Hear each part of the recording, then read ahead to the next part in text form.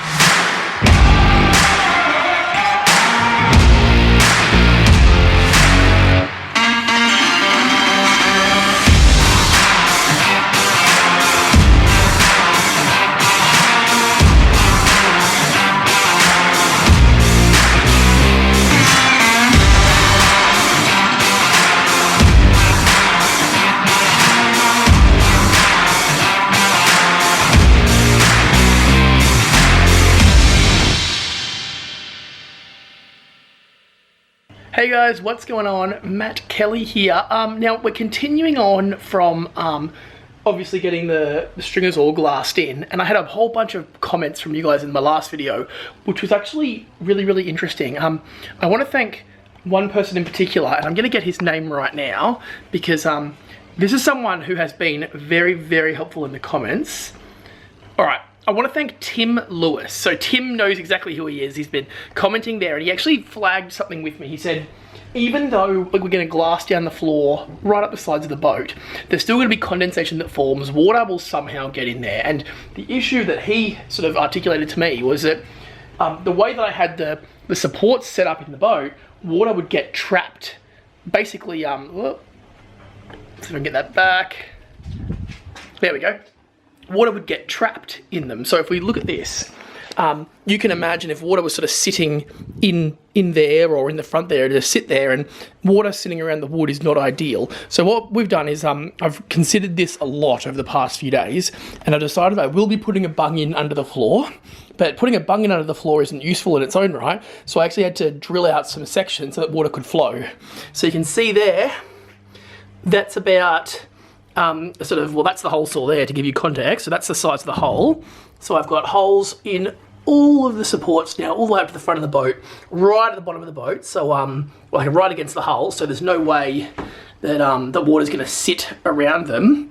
And then I've drilled out sections out under there, sections out under there, and there's going to be a big bung that gets planted right there. Now, something that we know about bungs is that there are often points where water gets into the transom. So what I'm going to do is something I've never done before, but have been recommended. I'm going to drill a giant hole in the transom. And what I'm going to do is I'm then going to glass it all in and then drill a smaller hole through all of the glass, which is what is actually going to then hold the bung. So the bung will be mounted in glass, which is mounted in the wood. So the idea is that no screw holes in the bung or silicone. We're not reliant on silicone because there'll be this much glass and then the bung will be sort of screwed into the actual glass itself. So that's the process we're going through at the moment, and then we're getting to the point where we do things like cut out the floor. I've got all the wood here for the floor and a whole bunch of pieces on the front of the boat there, which will be used to add even more support so that we don't get any dipping. But it's coming together well. Let's get into it.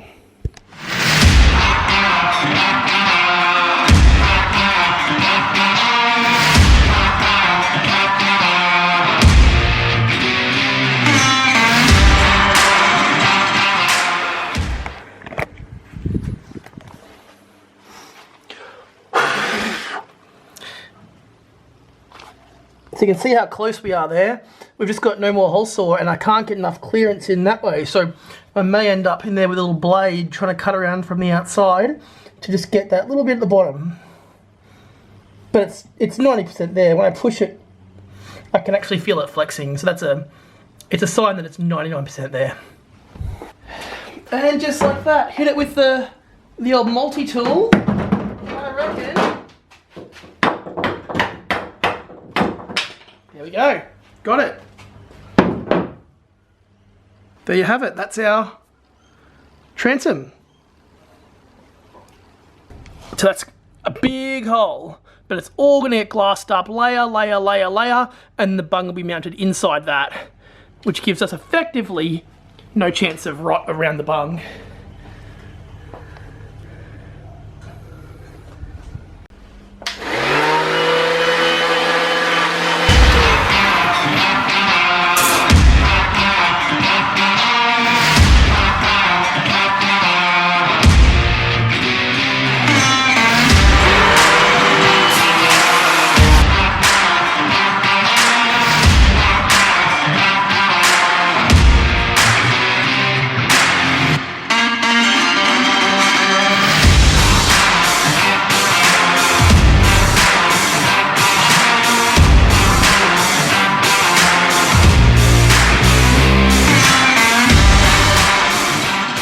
Alright, so just a quick update. What I've done is I've gone in and put a whole bunch of resin all in the inside of each of these holes here.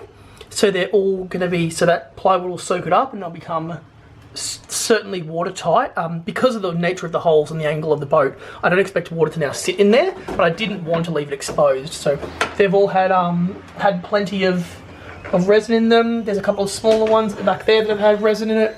And then what I've done is I've got a piece of the really thick double bias there over the hole, glass resin all over it, and then that's going to become the foundation for me to start stacking it up from the inside. So you can kind of see that, but what I'm going to do is just go layers of glass, a chop strand, double bias, over and over and over and over again, a bit of thickened as well, just to fill in any voids, and that there becomes the section that we then drill a smaller hole into to mount the bung in. So what I didn't want to do, as I mentioned, was just drill a bung hole like you would do in any other boat, and certainly any other boat that's not got a plywood transom, and just screw it in.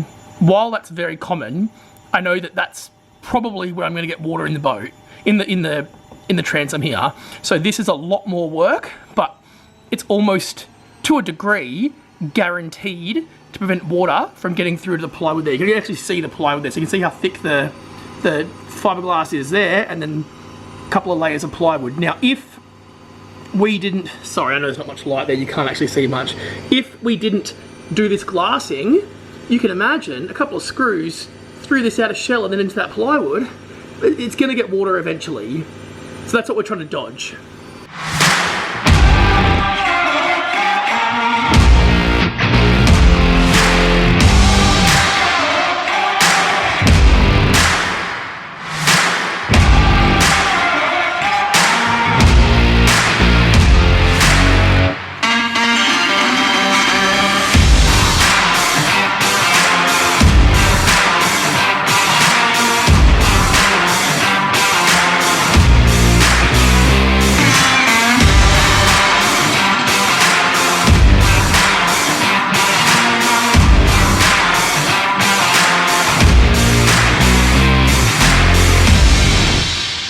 Alright, well, we've made some progress today. We've now cut the front half of the floor out, which was a little bit intricate with getting all the measurements right. Basically what we did was we measured from along the stringer where we knew the floor was obviously going to go down into, and then we've measured across at regular intervals, right down from the center of the boat right out to the side, and that gave us the curve to cut to, and then that'll make it nice and easy for us to coat this, then glass it to the boat, and we'll be all good. The piece here that'll go in the rear half of the boat, that is effectively drying outside now, all being resin coated. So I'll need to then test fit that with this. If they all fit in together nicely, then I'll resin coat the front half.